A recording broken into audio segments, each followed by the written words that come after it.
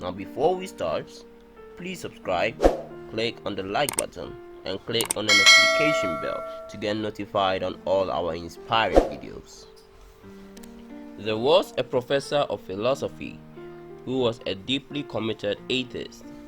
His primary goal for one required class was to spend the entire semester proving that God couldn't exist. His students were always afraid to argue with him because of his impeccable logic. Sure, some had argued in class at times, but no one had ever really gone against him because of his reputation. At the end of every semester, on the last day, he would say to his class of 300 students, "If there is anyone here who still believes in God, stand up."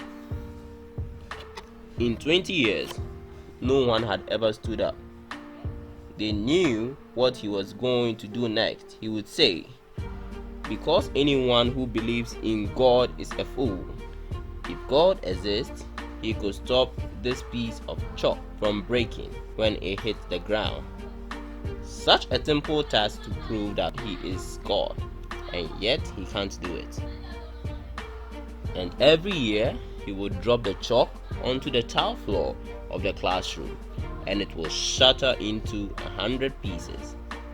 All of the students would do nothing but stop and stare. Most of the students thought that God couldn't exist.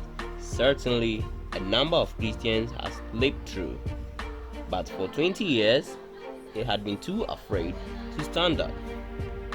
Well, a few years ago, there was a freshman who happened to enroll. He was a Christian and had heard of the stories about his professor. He was required to take the class for his major, and he was afraid. But for 3 months that semester, he prayed every morning that he will have the courage to stand up no matter what the professor said or what the class thought. Nothing they said could ever shatter his faith, he hoped. Finally, the day came. The professor said, "If there's anyone here who still believes in God, stand up." The professor and the class of 300 people looked at him, shocked as he stood up at the back of the classroom. The professor shouted, "You fool! If God exists, he would keep this piece of chalk from breaking when it hits the ground." He proceeded to drop the chalk, but as he did, it slipped out of his fingers, off his shirt cuff, onto the pleat of his pants, down his leg, and off his shoe.